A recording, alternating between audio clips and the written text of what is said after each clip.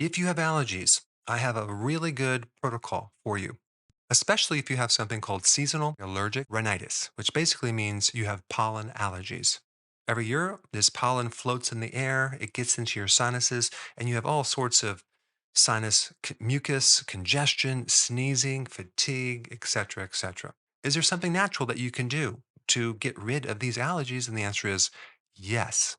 But the first question, what is pollen? Pollen simply is produced by a flower and it's involved in the reproductive system in a plant.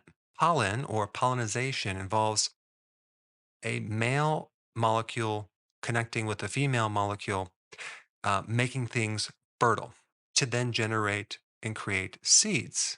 And if you have an allergy to pollen, your body is rejecting pollen. And in that rejection process, you have this whole series of immune reactions that involve the generation of histamines, which are mucus producing, they're fatigue poisons.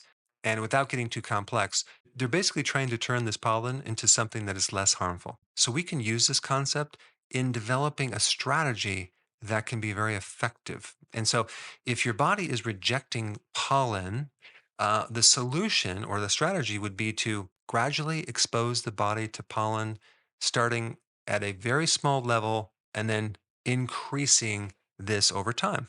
So then the body will reject it less and less and less to the point where you have no more allergies. Pollen is spread through the wind or through bees. And today we're going to talk about the remedy using something that bees have, which is called bee pollen. If you can find local bee pollen, that would be the best remedy.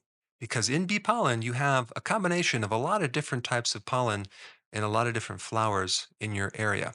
And by consuming this pollen, it goes into the system and it crosses the immune barrier in your intestines, getting the stamp of approval through immigration. So that way you're not bypassing that system like you would if you had an injection, which you could have a major reaction. But when it goes through normal digestion, you don't actually have a flare up. But some people may react to it if they're very, very allergic. So, this is why we're going to recommend going very, very slow at first and then increasing the amount. But in bee pollen, you have not just pollen, you have a lot of other things. You have friendly microbes. You have at least 29 different types of bacteria. You have like 188 different types of fungi, which can actually help your immune system. You have all sorts of amino acids in bee pollen. You have vitamins and minerals and hormones. You even have essential fatty acids. And so bee pollen has some really cool effects, not just in allergies, but as a powerful anti inflammatory. It's good to help heal a wound. And a more concentrated or a stronger version of bee pollen would be something called bee bread, in which case you would need lesser amounts because it's stronger. So if you're very, very sensitive, you'd want to start out with maybe two or three small little grains of bee pollen per day. Okay. And then each day you increase that over a period of a week or even longer till you build up to, you know, if you're an adult, between 2 to 5 teaspoons per day. If you're a child, you're taking between 1 and 2 teaspoons per day on an empty stomach. And you can take this total amount and kind of divide it up through the day. But realize you might not feel anything at first because you have to start building up this tolerance inside your immune system. And so your body's doing all sorts of things behind the scene of developing antibodies and strengthening your immune system to the point where that allergy is less and less and less and less. Now, ideally, if you have this allergy, it'd probably be best to start this in the winter before the spring. So some people don't do that, but realize that that would be the best time to do it. And so you can do this cycle of taking bee pollen, 2 or 3 times a year. Maybe you do it in the winter to spring, and then maybe in the summer to fall. And you can also chew these grains, or you can grind them up to work a little bit better, or just soak them in water and then drink them down. That way, you extract all the pollen from these little chunks that they're in. Bee pollen is the number one remedy that I'm going to recommend. Number two, quercetin in onions are really good for allergies. They're a very potent antihistamine and an anti inflammatory. So the more onions you can consume, the better. And then, of course, the last remedy is called stinging nettle. Okay. Not just the stinging nettle root, but the whole plant. Now, you may even have this in your backyard growing wild.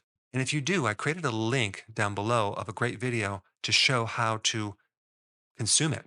Okay. You don't want to necessarily have it raw. The best way to do it is to either boil it or steam it or saute it or dry it out before consuming. And so I have a video on that. But if you don't have it in your backyard, you can just buy some as a supplement and start taking it. Stinging nettle is really good for anything inflammation, allergies, and arthritis. And one last point about seasonal allergies, a lot of the reactions that occur with these histamines involve your liver. So if you are experiencing allergies, and you're eating junk food or you're doing something to slow down the liver function, like alcohol or anything that can inhibit liver function, you're going to find that these remedies probably won't work. So, on that note, I think it would be very important to understand what would be the best thing to do to support liver function. And for that information, you need to watch this video right here.